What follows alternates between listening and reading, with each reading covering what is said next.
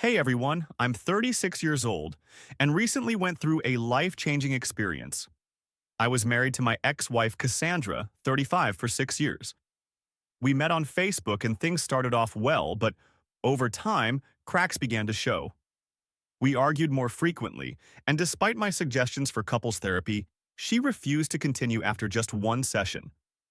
Her temper became more apparent, which I suspected was related to the loss of her father, but things never improved. About a year ago, I discovered something that shattered our marriage. I caught Cassandra cheating, and when I confronted her, things took a terrifying turn. She tried to run over my new girlfriend with her car in a fit of rage.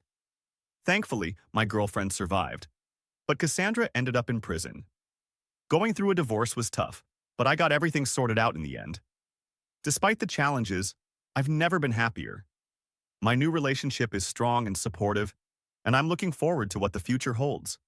It's a reminder that sometimes difficult endings lead to brighter beginnings. I still loved her despite the strained relationship we had. I knew if things didn't improve soon, divorce might be inevitable. I wanted to make it work because marriage, to me, isn't something to enter and exit lightly, barring extreme circumstances like abuse or infidelity. I'm not at the top of the corporate ladder, I'm firmly mid-level. My job often requires travel, and during one such trip, I returned home early from a 4-day expo without informing my wife. I wanted to surprise her, hoping to reignite our dwindling spark. However, upon entering our home with flowers in hand, I found her in our bedroom with another man. The scene burned into my memory. Their shock at my presence is something I can't forget. In the doorway, both hurriedly dressing, the man scrambled for his clothes and tried to push past me. I didn't know if he knew she was married or if he was a regular partner of hers.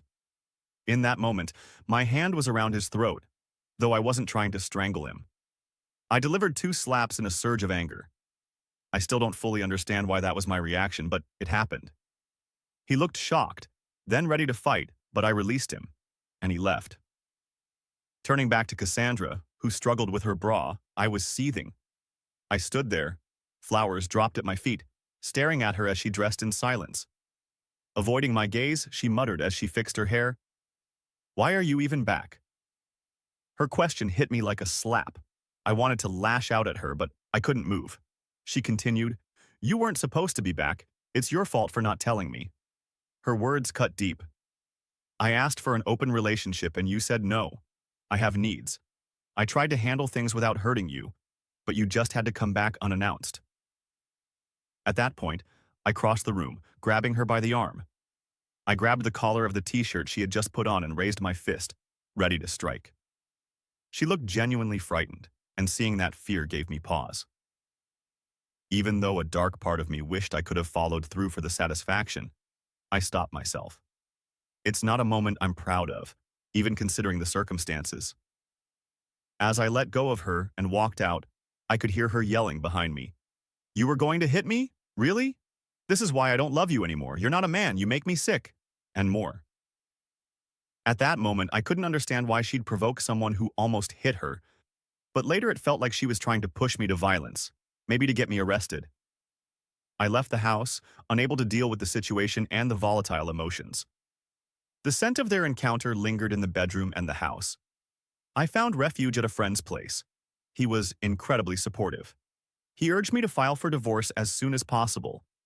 Despite my reluctance due to the expense and concerns about alimony, given our income disparity, he suggested gathering proof of her infidelity to potentially mitigate any financial settlement in her favor.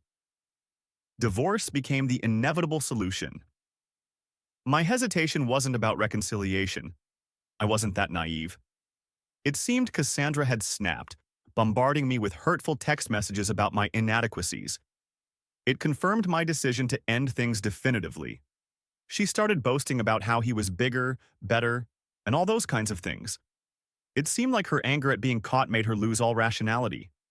She blamed me for ruining what she had with her affair partner, using these messages as a way to vent her emotions.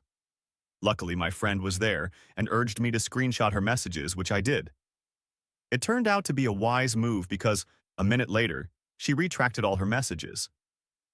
Perhaps she briefly regained her senses, but she followed up with a series of angry, non-apologetic messages that conveniently omitted any mention of her infidelity. That night, my friend mixed several cocktails for me until I finally drifted off to sleep.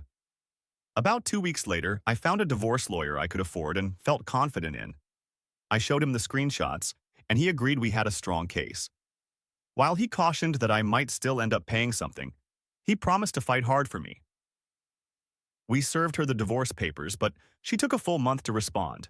A deliberate delay, I'm sure, as by then, it was obvious neither of us wanted to salvage the marriage. The divorce proceedings began, and Cassandra made every effort to complicate matters unnecessarily. Despite us having been separated for months, she remained obstinate. Her goal seemed to be to frustrate me at every turn. During this time, I focused on moving on. I had my share of one-night stands, but I eventually realized they weren't for me. That's partly why I never agreed to an open relationship with Cassandra. I've always been a one-woman kind of man. Before life and work consumed me, I used to enjoy reading. During the divorce ordeal, I tried to find solace in things that weren't bottled up. So I found myself in a bookstore one day, looking for fiction to read after so long away from books. In the sci-fi section, I struck up a conversation with a lady browsing nearby. I asked her for recommendations, and before I knew it, we were engrossed in discussions about books, our favorite series, and more. We must have talked for at least half an hour before I chose a book she suggested and asked for her number. Just reminiscing about it brings a smile to my face because that interaction felt like a salve during a tough time. We started dating shortly after. I was upfront with Emily about going through a divorce, but she took it in stride, saying she appreciated my honesty and it didn't bother her. While she provided a welcome distraction from the pain, I was grateful that our connection felt genuine and not merely a distraction sought out in haste. As the divorce dragged on, Cassandra clearly reluctant to let go, Emily and I had been together for 5 months. I was still in the midst of my divorce when things took a terrifying turn. Emily and I had enjoyed a nice day out in town and were walking towards her car in a shopping mall parking lot when chaos erupted. Suddenly, a car engine roared, and a vehicle came barreling towards us, narrowly missing Emily.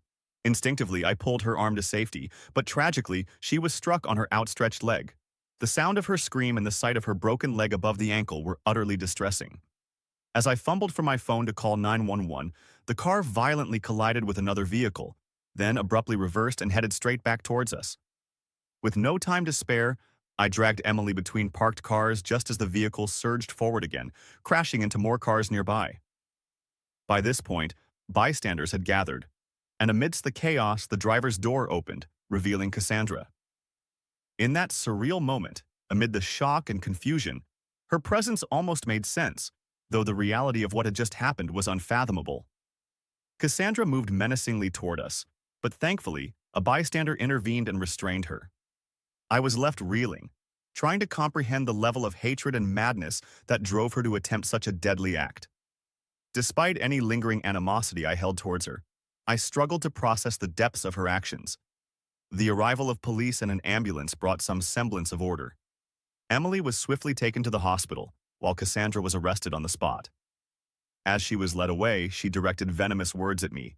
"It hasn't even been a year, and you're already—" It was a terrifying and surreal ordeal, leaving me shaken to the core. It was incredibly bewildering because Cassandra seemed to genuinely believe she was the victim in all of this, despite me catching her cheating and divorcing her for it. Walking in on her with another man was one of the most traumatic experiences of my life. Emily could have lost her life that day, though thankfully she made a full recovery. Spoiler alert. I'm immensely grateful for that.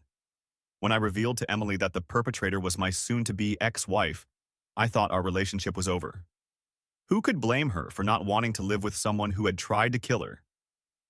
Surprisingly, Emily simply said she wouldn't fear anything as long as Cassandra was behind bars. Predictably, prosecutors pursued the case aggressively, especially with multiple cameras in the parking lot capturing the entire incident. Cassandra had driven by once, spotted us, circled back, and attempted to hit Emily without hesitation. This criminal case brought our divorce proceedings to a standstill, and dealing with a serious court case was far from enjoyable. It disrupted my work and added significant stress. However, the prosecution had an airtight case with eyewitness testimonies, CCTV footage, and both Emily's and my testimony detailing the events. Despite facing numerous charges, Cassandra was convicted on every count, including attempted murder. There was no doubt she had intended to use her car as a weapon, especially with her second attempt to run us down. In the end, Cassandra received a sentence of 12 years in prison. Frankly, I was shocked that Cassandra's sentence wasn't longer, but they claimed she showed remorse for her actions. I still believe it was an act, especially considering her clean criminal record. There was even a chance she could get out early for good behavior, which frustrated me greatly. 12 years in prison is significant for someone in their mid-30s, though. Despite being behind bars, she still had to attend her divorce proceedings remotely, often represented solely by her lawyer. Finally, things began to progress as they should have from the beginning. With the last piece of the puzzle, her attempt to kill my girlfriend, Cassandra received nothing. The judge refused to reward such behavior with any of my assets. The smile on my face was immense in that moment. It felt like everything was finally coming together after all the pain she had caused. Cassandra is out of my life, and it feels like she's gone for good, even though I know she'll be released eventually. To be honest, I moved out of our old apartment because it reminded me too much of her infidelity. Emily and I found a place together, and we've been incredibly happy. Emily even jokes that she was happy to be the sacrifice that helped put my ex away. Looking back, I'm not sure what else I could have done differently, aside from leaving when I first saw signs of her temper. All I can say is, beware of unstable partners, even if they didn't start out that way. I'm grateful to be in a better place now, and that's what matters. I look forward to reading your comments and sharing jokes. It's what makes me love this community. Now, on to the next story. Story 2. Found out my wife cheated.